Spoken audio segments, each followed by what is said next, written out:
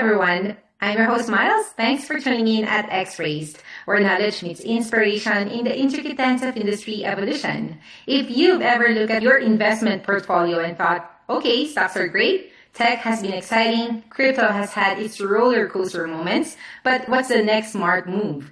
Then today's episode is going to be a very interesting one for you because while a lot of younger investors are exploring new opportunities, one asset class that continues to quietly build wealth in the background is commercial real estate. The challenge, though, is knowing where to start, what to avoid, and who to trust, especially if you're new to it. And that's exactly what we're unpacking today. I'd like you all to meet our guest who has spent more than a decade right in the middle of the complex commercial real estate transactions across the United States, coordinating deals, managing investor relationships, and helping keep everything running smoothly behind the scenes. She has been involved in hundreds of millions of dollars worth of real estate transactions, ranging from acquisitions to refinances and property sales across multiple markets. So today, we're going to talk about why younger investors are starting to pay closer attention to commercial real estate, what passive fractional investing actually means, and how first-time investors can evaluate opportunities with confidence. Here's the Senior Director of Transaction Management at NAS Investment Solutions, part of National Asset Services, Roxanne Acree. Hi, Hello. Roxanne. Thanks so much for having me, Miles. Thank you for being here. It's really great to finally have you on the show. So before we get into the mechanics of commercial real estate, Roxanne, I'd love to start a bit higher level. When you look Okay. at today's younger high earning investors, many of whom have already had success in stocks, tech, or even crypto, what do you think they're quietly searching for next that the traditional investing alone isn't giving them? Yeah, I think what they're probably searching for, what everyone's really searching for right now is consistency and stability. I think that, the tech, the crypto, the stock market, those are really fast-paced markets. Those are fast-paced investments. And I think what people want now, especially young people, after they've done really well in those markets, they're looking for cash flow they can predict. They want assets they can understand in the real world, things that aren't moving up and down minute by minute, a lot like the stock market is. Yeah. So I think a lot of younger high earners, I don't know that they realize what they're looking for is in commercial real estate, but what they want is stability and control over their financial trajectory, and that's something that commercial real estate, when done correctly, can provide to them. Mhm. Right. And that's a very important and interesting point because you said stability, especially with what's happening with the market right now. And Right. yeah, and I think a lot of people reach that stage where they start asking, okay, how do I build something more stable and long term? And of course, consistent. Absolutely. And Mm-hmm. I think a lot of these younger high earners are used to seeing the up and down on their computer Uh-huh. screen, and they're like, I am going crazy with all of this. Like, I need something that's more stable. In commercial real Right. estate, that's how it works. It's about building long-term wealth, and the value of an asset almost never jumps higher or lower day by day. It's Yeah. all very long term, mostly stable if you have a great operator in place. And that's a shift I think we're all going to be seeing with this volatile market Mm-hmm. is a lot of earners, not even just younger ones, a lot of investors making the shift to things that are less volatile. Mm-hmm. And it's a bit like diversifying not just your investments, but your peace of mind as well. Which Yeah. brings me to the next question, Roxanne. A lot of investors have done really well in stocks, as I've said, tech or crypto. So when you zoom out and look at the bigger picture, what's the real reason commercial real estate deserves a spot in their portfolio now or not later? So I think that stocks and crypto, I mean, this is common knowledge. I mean, they're obviously driven by something very different than commercial real estate. The economic drivers are really more like sentiment, public sentiment, and liquidity, and those specific market cycles. Where commercial real estate, on the other hand, it's fundamentally tied to income and usage, utility. Mhm. Commercial real estate has value because people live in them, multifamily houses, people work in them, businesses, office buildings, goods move through them, like retail or manufacturing, things like that. So when you add commercial real estate to your portfolio, you're introducing an asset that tends to move on like totally different economic drivers than what you find in, say, the stock market or crypto or tech. So that's one really good reason to add it to your portfolio, just for the simple reason of diversification. But I think it's also really important to start as soon as possible in commercial real estate because Mhm. there is a learning curve. The longer you're in commercial real estate, the better you get at it. Um, you know, Real estate rewards investors who like understand the deals, the operations, the market cycles. So the earlier you start building that knowledge and that experience, Mhm. even with small investments, like $50,000 here or Mhm. $100,000 there, the better positioned you'll be later on down the road when larger opportunities appear. So I encourage people to get into commercial real estate as early as possible because that just starts building your experience and your knowledge base as quickly as possible. Yeah, better be there and have a deeper knowledge about the market. And, in Absolutely. business, we often talk about balancing growth with stability. And it sounds like commercial real estate can play a role in creating that balance in a portfolio as well. But once people start exploring that space, they immediately run into a few unfamiliar terms, I'm sure. So Yeah. people often hear phrases like passive investing or fractional Mhm. real estate. And for many Right. newcomers, they may sound a bit complicated, Roxanne. So if someone is hearing those terms for the very first time, how would you explain passive fractional real estate in simple everyday terms?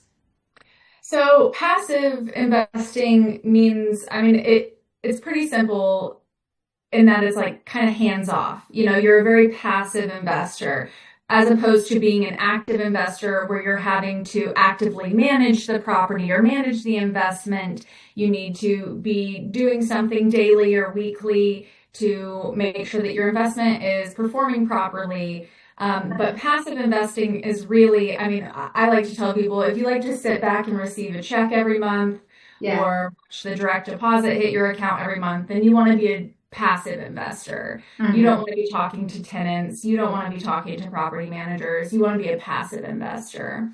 Now, fractional investing is a little bit more complicated to explain, but I can put it in very simple terms. I like to think of it like if you wanted to bake an apple pie, but you only have one apple, right? Okay. So you can't bake a whole pie with one apple, but you have nine friends and each of them have an apple. So you can pool your apples together and bake an Mm-hmm. apple pie with 10 apples, right? Mm-hmm. Similarly, if you only have $100,000 to invest, you're not going to be able to buy a large commercial real estate property Yeah. that's got an impressive cash flow. However, if you have nine friends, and they don't need to necessarily be friends, they can be, colleagues, not even people you know, just Mm-hmm. if you have nine other people that you can pool each of you $100,000 with, now all of a sudden you have $1 million and you can probably get $1 million loan. And now you're able to own a fractional interest of a $2 million property. Mm-hmm. You're able to have an apple pie without putting up all the capital, all the risk. And then also, I think it enables you to like diversify as well. So if you only want to invest $100,000, but you want to own $1 million, $2 million property, you're able to do that. And say you do $100,000 in a multifamily property, $100,000 in a medical office property, $100,000 in Mm-hmm. a triple net single tenant deal. Like now you're able to really diversify by owning parts of each of these Yeah. investments rather than the whole thing. Yeah, the scale is bigger, even though you're not investing the whole amount. Absolutely. And so in fractional ownership, you're able to benefit from that cash flow. So you'll receive your percentage interest of that cash flow. And Uh-huh. then also at the sale, when you eventually transact, you'll also be allocated your own interest, your percentage interest of that profit that you make at the Mhm. sale. So it's a really great way, especially for younger investors who want to dip their toe in the commercial real estate investing world to get started, is to own a piece of a property rather than the whole thing. Yeah, and I like that explanation, Roxanne. Now I started craving for her apple pie. Yeah, but kidding aside, it makes the concept feel much more approachable, I guess, because for many people, real estate investing could feel like it requires buying an entire building or managing Right. tenants yourself, as you said, which can be really intimidating. So naturally, my next question is about how this works in the real world. When fractional ownership shows up in practice, what does it actually look like for an investor? And who tends to benefit most from this type of structure? So, fractional ownership in the real world, what it looks like is for most people, like I said, sitting back and receiving a direct deposit every month. So, upfront, you'll definitely need to do some due diligence and, review the sponsor, review the offering materials, really research your property. But once you make that initial investment of, to go with the same example, $100,000, Mhm. you don't really have much to do depending on what kind of ownership structure you're in. Most sponsors, like NAS, where I work, we take a lot of pride in educating our investors. So you should be receiving monthly financial reports, quarterly operating statements, year-end tax packages. So really your only job is to just stay informed, read the materials that your sponsor provides. But that looks like maybe a once a month activity, staying up to Mhm. date with the property's operations and things like that. But really, when you invest, you have a sponsor, asset manager, a property manager. They handle running the business, which is Uh-huh. owning the commercial real estate property. So there isn't much for you to do but collect your check. I mean, we distribute monthly. Some other sponsors distribute quarterly or annually. Uh-huh. But really, you want to stay informed. Now, there is a structure like a tenant in common structure, otherwise known as TIC structure. Those are technically fractional interests, but those are much more active investments. Mhm. So, if you're in a TIC structure deal, you'll have to participate in voting on things like leasing parameters, budgets for the upcoming year, things like that. Mhm. But if you're in what's most common these days is a Delaware statutory trust structure, you don't have to vote on things. You really just get to sit back and enjoy being an owner of a property. Mhm.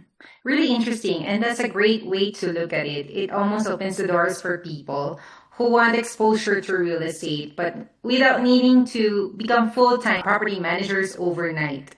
Absolutely. And that's why it really benefits like working professionals, Yeah. entrepreneurs, even, parents who have other things going on in their life. They Right. don't want to take on a full-time job of managing a commercial real estate property, but they want the benefits of it. This is fractional ownership and especially passive investment is like perfect for those people. Mhm, mhm. And since you've worked with so many investors over the years, Roxanne, I imagine you've seen a lot of learning moments along the way. So, from your experience, what do first time investors tend to overestimate about commercial real estate? And what are the things they usually underestimate early on? Early on, I think most people overestimate how quickly properties appreciate in value. Like I mentioned earlier in the call, a lot of them are used to looking at a computer screen and seeing the line go Yeah, from here to here yeah. during, a couple hours. But that's not how commercial real estate works. Value improves over time through operations, through occupancy improvement, through a strategic business plan, strategic upgrades to a property. And that takes, months and sometimes years to be realized. Yeah, So I think a lot of first time investors really overestimate how quickly they're going to see an appreciation in value. I see. Well, that's Yeah. really a valuable perspective. Sometimes the biggest advantage new investors can have is, I guess, simply learning from the experience of people like you who've already seen the good, the bad, the worst, and the Yeah. unexpected. So let's bring this all together with something practical, Roxanne. For someone who's seriously considering their first commercial real estate investment before they put $1 on the table, what should they be paying closest attention to when evaluating a deal sponsor and the investment opportunity itself? Yeah, there are several things that I think are really important for first-time investors to pay attention to. And I think the first and the most important is, who is the sponsor? Um, do you trust them and do you have access to them? I think that's really important. There are so many sponsors that are really large, but when you have a question about a property, you're speaking to an AI chatbot, you're not able to reach someone, you can't get Mm-hmm. questions answered. And that's something that our company really prides ourselves on, is being very accessible. You know, you can speak to the president of our company, Karen Kennedy, you have her phone number. Also, the asset manager for your specific property, you have their phone number, you have their email address, they will respond to you. You know, like we're very accessible Mm-hmm. and very transparent. So if you have questions for us about the property, we will answer them very transparently and very honestly. We don't like to sugarcoat things for the sake of our investors, because Yeah. a well-informed investor is also like a more pleasant one to work with as well. Like Mm-hmm. we want everyone to be well informed here. So I think knowing your sponsor, that you can trust them, that you can talk to them, that you can reach them, is really important. And also, like, your sponsor's track record. That's really important. Yeah. How many deals have they sponsored? Are they performing? The success There are always, stories. yeah, absolutely.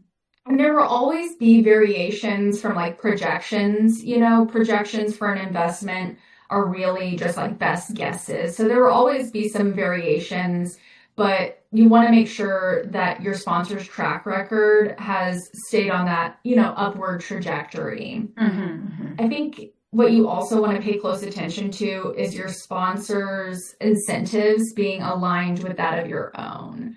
Mm-hmm. And what I mean by that is, you want to make sure that you guys are working towards the same goal. You and your sponsor are working towards the same goal. You want to make sure that they have some real capital invested alongside you in this Mm-hmm. investment.